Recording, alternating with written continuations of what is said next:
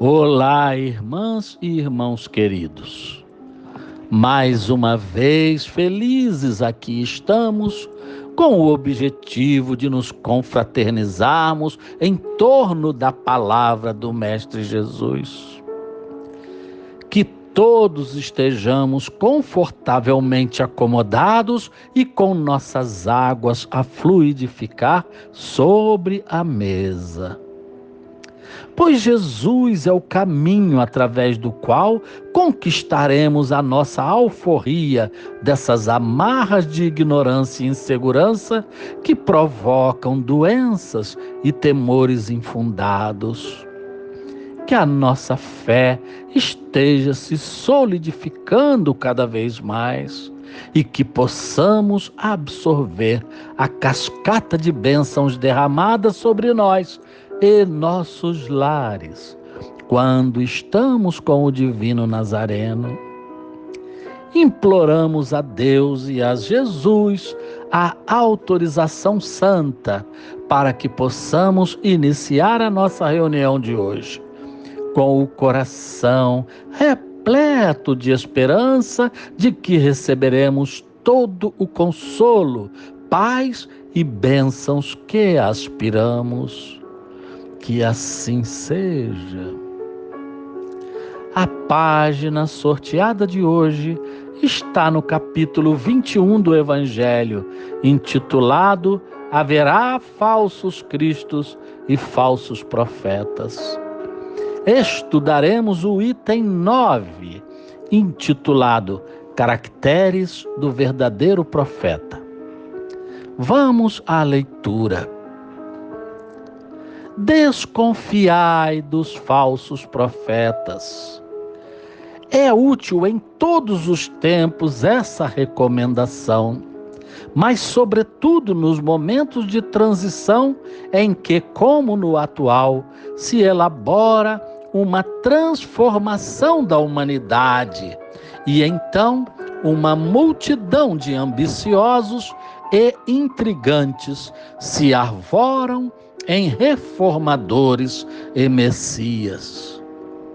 É contra esses impostores que se deve estar em guarda, cabendo a todo homem honesto o dever de os desmascarar. Perguntareis sem dúvida como reconhecê-los. Aqui tendes o que os assinala. Julgais que Deus seja menos prudente do que os homens? Ficais certo de que só confia missões importantes aos que ele sabe capazes de as cumprir, porquanto as grandes missões são fardos pesados que se esmagariam o homem carente de forças para carregá-lo.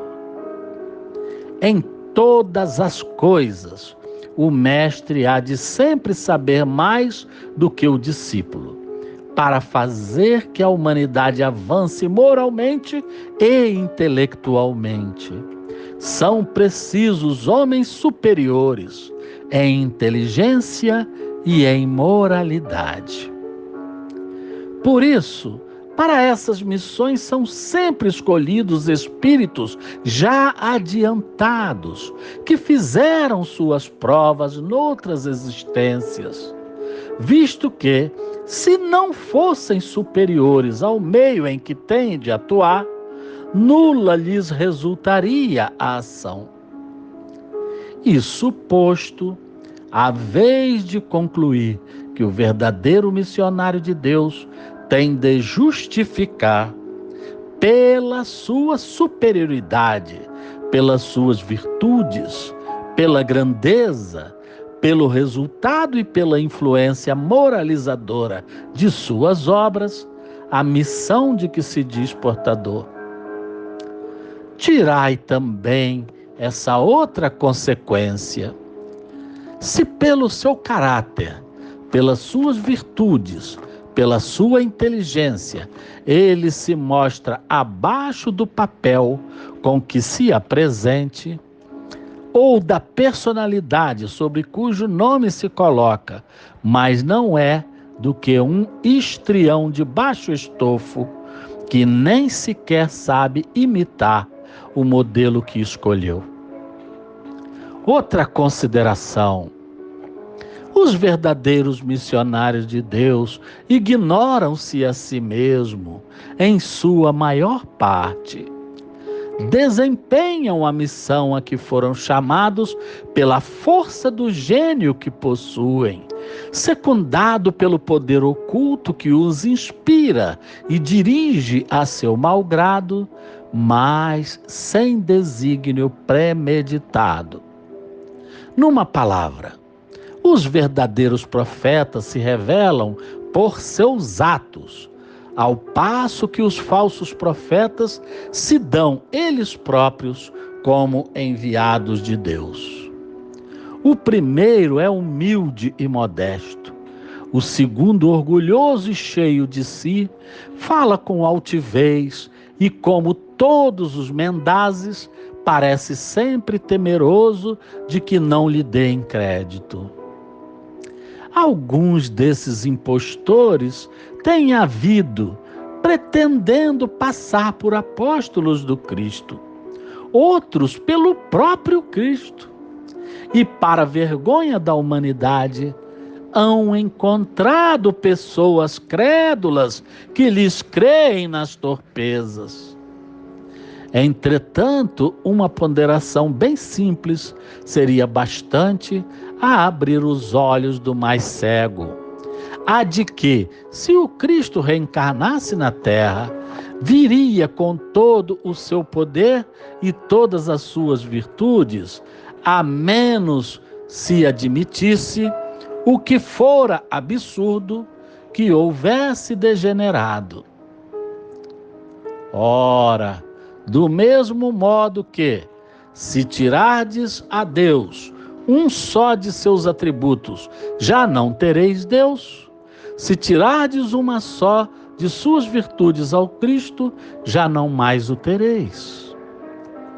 Possuem todas as suas virtudes os que se dão como o Cristo?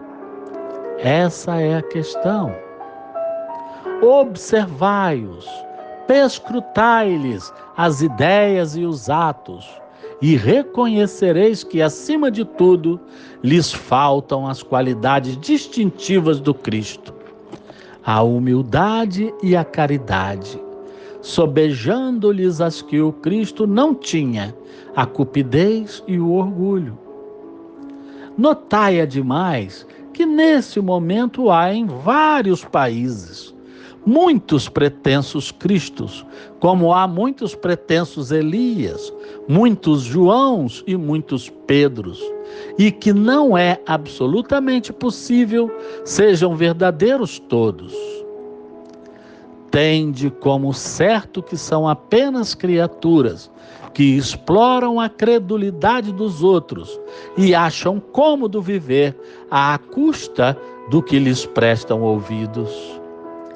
Desconfiai, pois, dos falsos profetas, maxime numa época de renovação qual a presente, porque muitos impostores se dirão enviados de Deus. Eles procuram satisfazer na terra a sua vaidade, mas uma terrível justiça os espera, podeis estar certos. Assim disse o espírito Erasto, em Paris, 1862. Após a leitura evangélica, passemos ao nosso humilde comentário. Vários estudos anteriores foram dedicados à caracterização dos falsos profetas, que, alegando-se emissários ungidos por Jesus, iludem e dominam pessoas inocentes ou ignorantes, subjugando-as e, por vezes, explorando suas fraquezas de forma oportunista, mormente em momentos tormentosos como os que estamos vivenciando. Obviamente que para serem convincentes, necessitam ser bem preparados intelectualmente, ou no mínimo, serem muito inteligentes e bem articulados. Senão, não convencem nem cativam a confiança dos outros.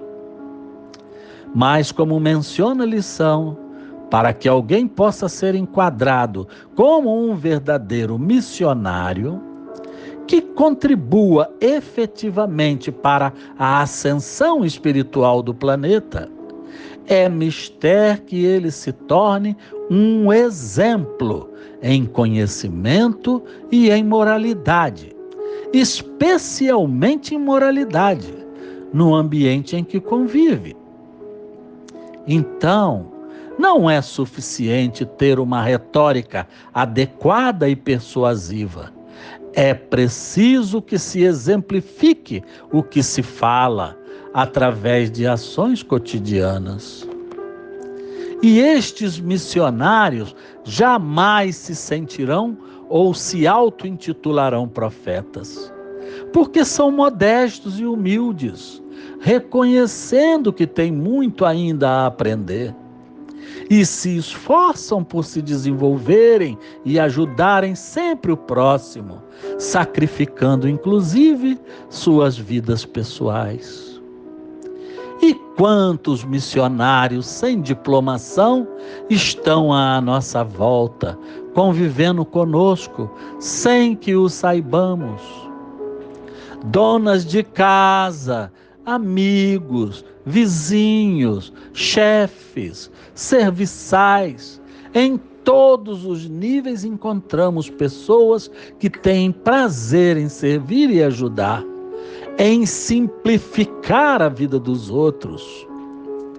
Elas são paladinas da caridade e da orientação aos que se sintam sem paz, doentes da alma, sem forças para superarem suas próprias provações.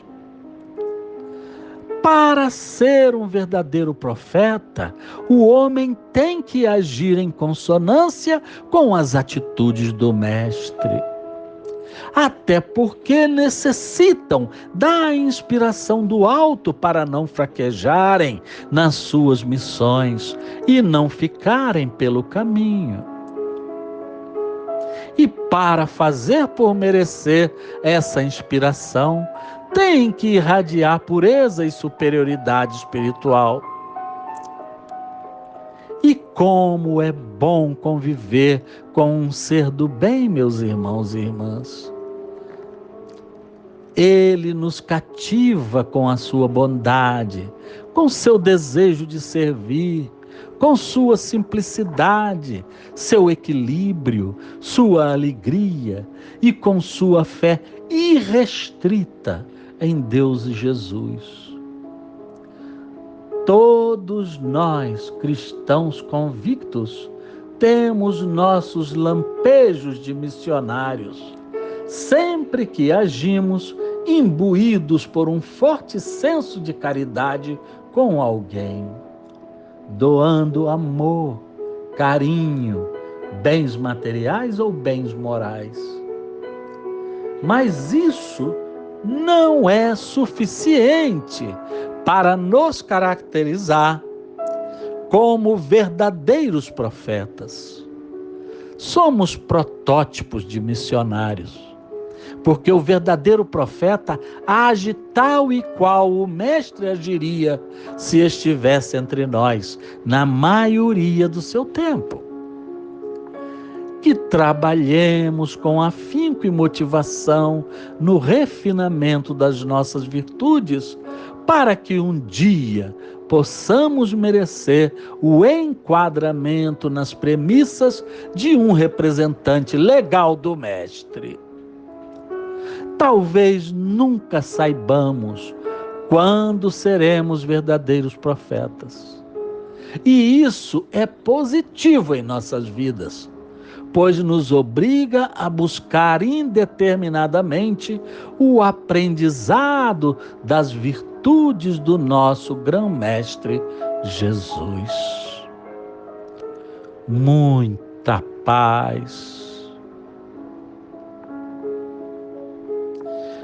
Vamos agora estender as nossas mãos na direção das águas, ao mesmo tempo em que elevemos os nossos pensamentos concentrados em Jesus Salvador, para que Ele comande a fluidificação das nossas águas, energizando-as e potencializando-as com fluxos balsâmicos de cura e reconforto. Obrigado, excelso e amado amigo. Águas fluidificadas em vosso santo nome. Que assim seja. Chegamos ao final da nossa singela reunião de hoje, almejando do fundo do nosso coração que todos estejamos embevecidos pelas misericordiosas bênçãos do nosso Cristo. Que a absorção das vossas consagradas vibrações provoque fortalecimento e confiança para enfrentarmos galhardamente as nossas lutas cotidianas. Ó Pastor Jesus, imploramos humildemente a vossa autorização para encerrar a nossa singela reunião de hoje. Que assim seja.